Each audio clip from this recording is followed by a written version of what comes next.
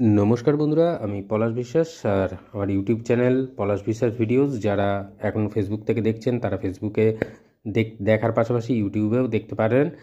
আর আজকে যে পরিচর্যা বলবো সেটা হচ্ছে ডায়ান্থাস বা ফুল গাছের সহজ পরিচর্যা।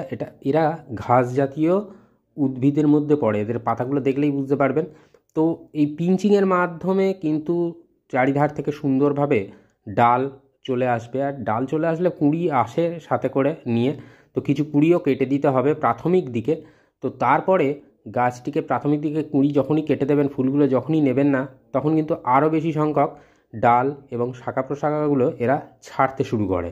তো তার ফলে হয় কি, আরও অজস্র ফুল কিন্তু আপনি পেয়ে যাবেন যদি গাছটাকে ঝোপালো করে ফেলতে পারেন।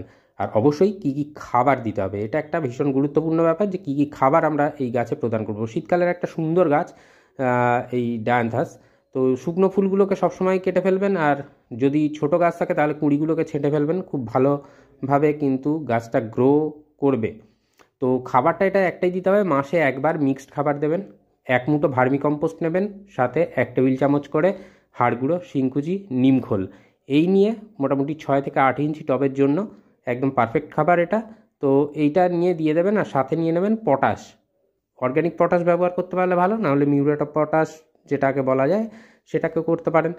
আর খোল পচা জল সপ্তাহে 2বার করে আপনারা এই গাছের টবের মিডিয়াতে দেবেন। তার পাশাপাশি মাসে অন্তত 2বার হিউমিক অ্যাসিড, যদি লিকুইড ফর্মেশনে থাকে অন্যান্য গাছে যখন দেবেন তখন দিয়ে দেবেন। লিকুইড ফর্মেশনে হলে 1 লিটার জলে 1.5 ml, আর যদি ডাস্ট ফর্মে থাকে তাহলে 1 চা চামচ থেকে 1.5 চা চামচ 1 লিটার জলে দেবেন।